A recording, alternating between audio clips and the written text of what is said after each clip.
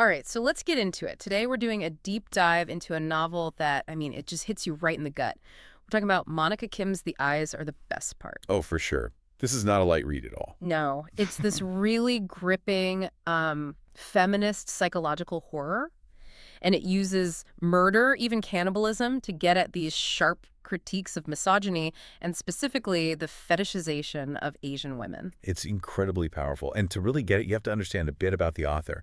Monica Kim is a second-generation Korean American, and she grew up in Los Angeles, Koreatown. Right. And she talked about how she pulls directly from her own heritage. Her mother immigrated from Seoul back in 1985, and she brought with her this very unique tradition of eating fish eyes for good luck. And that tradition, which on the surface sounds so specific, maybe even a little quaint, it just sets the stage for this absolute spiral into chaos. It really does. So we meet our protagonist, Ji-won, right after her father, Appa, has just left the family. There was a shocking affair, and her life is, completely unstable. The tension at home is just suffocating. You can feel it.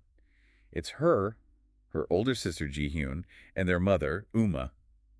And in chapter 1, you see Uma trying to cope by, well, clinging to tradition. With the fish eyes. Exactly. She's insisting on this ritual. It's something she learned back when times were really tough, a kind of frugality thing.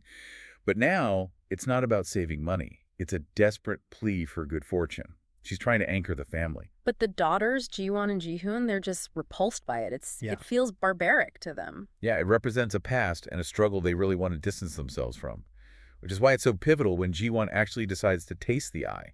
It's a huge moment, isn't it? It is. Yeah. It's this first act of, well, you could almost call it a kind of destructive agency. She feels this immense guilt about consuming a living thing, but she does it anyway. And she's not even doing it for the luck. Not at all. She's doing it to try and force a connection with her mother, to show some kind of solidarity. It's this small, fragile attempt to bring a moment of joy back to Uma. So in the beginning, the eyes are about this really fraught attempt at family connection and hope. Precisely. It's all wrapped up in their cultural identity. But that stability, if you can even call it that, is immediately just shattered by the arrival of George. Ugh, George, the ultimate intruder. Yeah.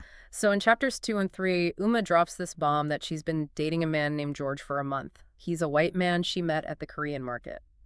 And Uma is just so optimistic because George claims he appreciates Korean culture. He was stationed in Seoul, And right away, that's where the novel's critique of Asian fetishization really starts to bubble up. Oh, absolutely. Yeah. The sources we looked at really zero in on this. Hmm. He doesn't just appreciate the culture.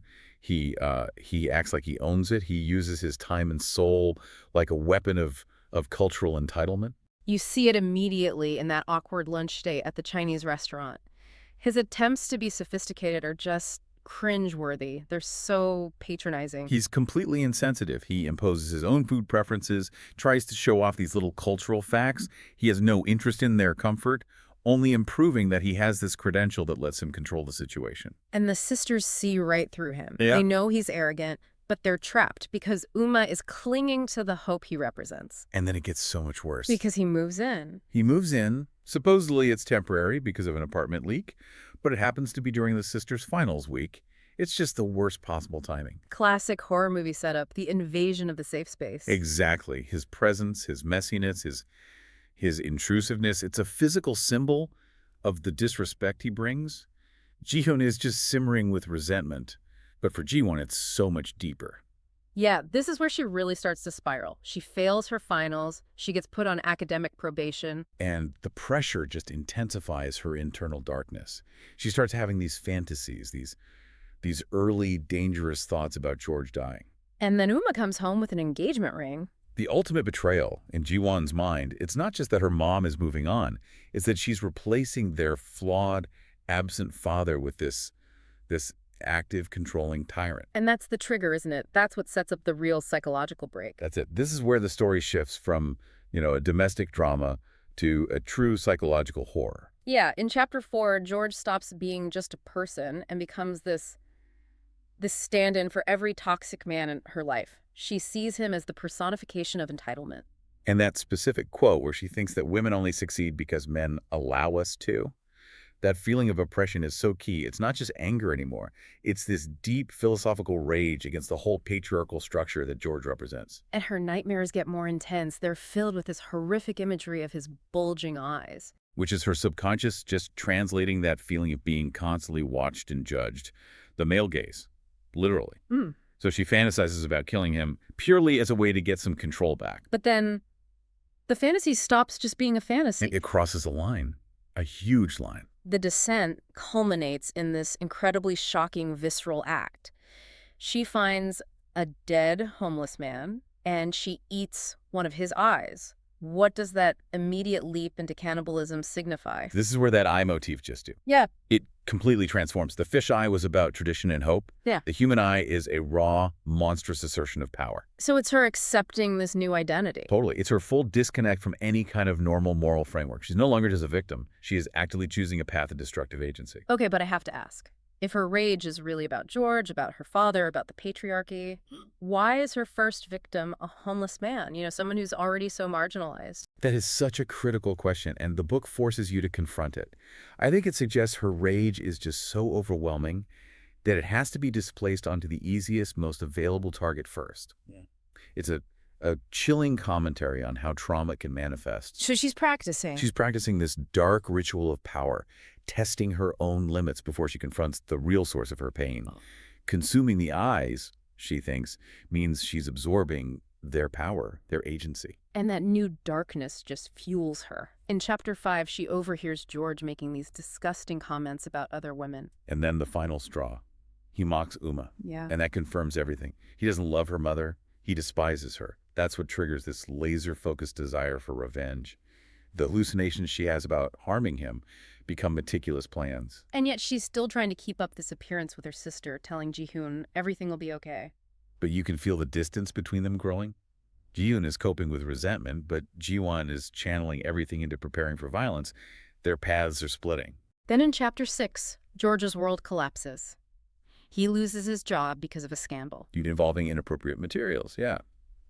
And he comes home and has this incredibly violent confrontation where he blames them. He blames Ji-won's family for his own downfall. Pure projection. Pure projection. Yeah. And Ji-won's response is to retreat even further into this cold, calculating isolation. Yeah. She starts rejecting the advances of her peer, Jeffrey, who's getting more and more obsessive. And she creates a fake dating app profile. Right. But she's not looking for a connection. She's hunting. She's scouting. And it culminates in that briefly described but very shocking act of violence against a familiar face. She's testing the waters before going after George. Which brings us to Chapter 7. Jeffrey's obsession boils over, and he confronts her in the library very threateningly. And he basically just cements his role as another entitled man trying to control her space. But it doesn't even derail her. It just seems to finalize her plan against George. Yeah. She's completely focused. She goes through with it. She drugs George. And the situation just spirals. It becomes dangerous for both of them. And then Jeffrey unexpectedly intervenes, and he might have actually saved both their lives in that moment. Mm-hmm. But the real twist, the real shift happens when Ji-won wakes up. In the hospital. In the hospital. Mm-hmm. And the doctor reveals she had a brain tumor, and they've surgically removed it. This is such a huge revelation. How does the novel even use this? I mean, this physical ailment alongside her psychological breakdown. It's one of the most brilliant things Kim does in the book.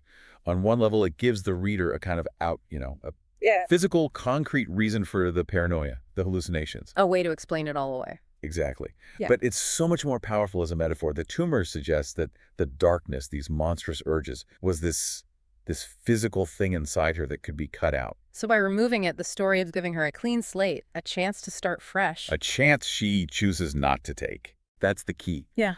The removal of the tumor makes it clear that her decision to continue down this path of vengeance is now purely an act of will. It's driven by her trauma and her choice. It reframes her final acts not as delusion, but as pure calculation. And that calculation is terrifyingly clear in Chapter 8, the final act. She crushes oxycodone into cranberry juice to incapacitate George. This is her full assertion of control. And when she methodically and gruesomely removes George's eyes, it's not just murder. It's a ritual. She's reclaiming her power. She's taking the very symbol of oppressive scrutiny, those bulging eyes, from her nightmares, and she's physically eliminating them. And then comes a scene that I think defines the whole novel's horror, the meal. She eats chicken, rice, and George's eyes, and she finds comfort in it. It's the ultimate symbol of her resolution. That act of cannibalism, which started as this displaced, desperate act with the homeless man, is now directed at the source of her oppression. It's a grotesque twist on comfort food. She is consuming her trauma to internalize its power. After that, her manipulation is just flawless.